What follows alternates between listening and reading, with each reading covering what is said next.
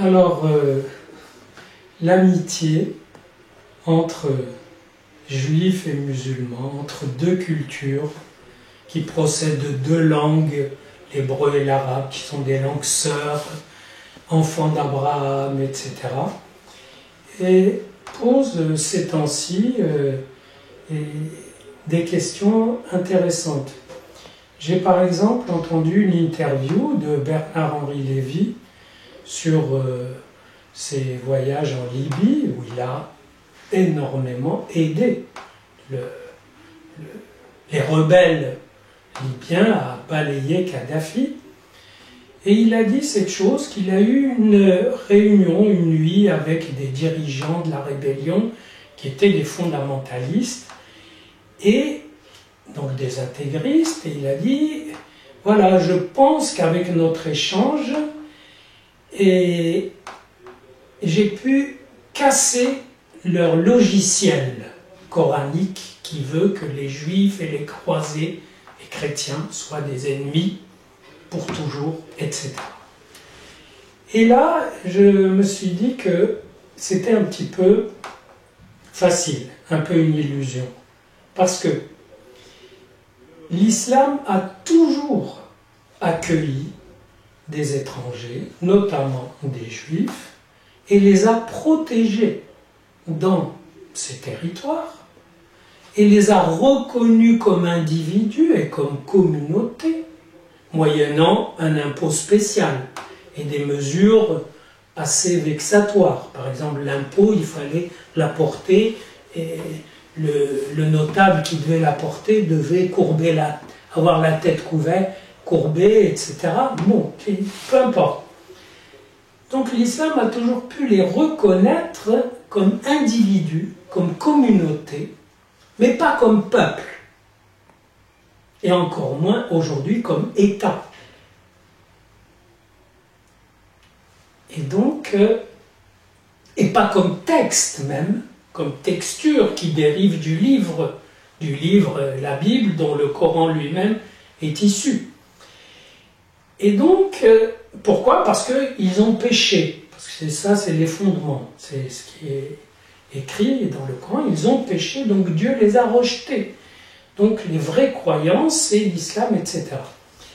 Et c'est intéressant parce que cette illusion qu'avec des explications, que si on mange ensemble, que si on fait des choses ensemble, ben, ça va balayer, ça va entraîner, ça va emporter ces espèces de cramponnements identitaires d'un autre âge.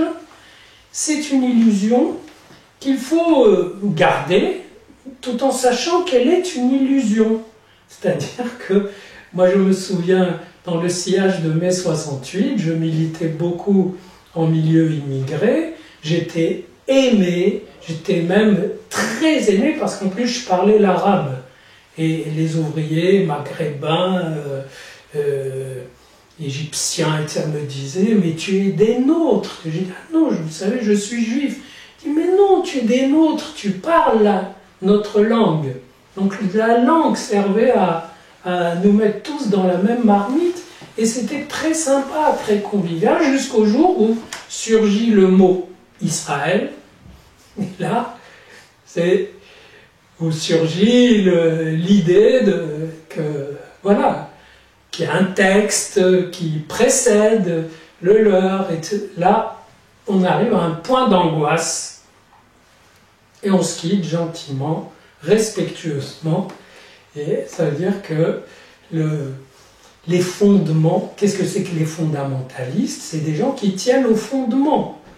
Et les fondements, tant qu'ils servent de fondement, tant que les gens n'ont pas pu se déplacer leurs fondements, aller se refonder ailleurs autrement, en réélaborant les fondements jusqu'ici immuables, eh bien, il y aura toujours une bonne illusion, sympathique à vivre. Après tout, on va au cinéma, on lit des bouquins, ce sont des romans, ce sont des illusions qu'on absorbe parce que ça rend la vie plus agréable, plus facile. Je n'ai rien contre l'illusion. Quand on n'a pas d'illusion, il faut en avoir. Et quand on en a trop, il faut en perdre.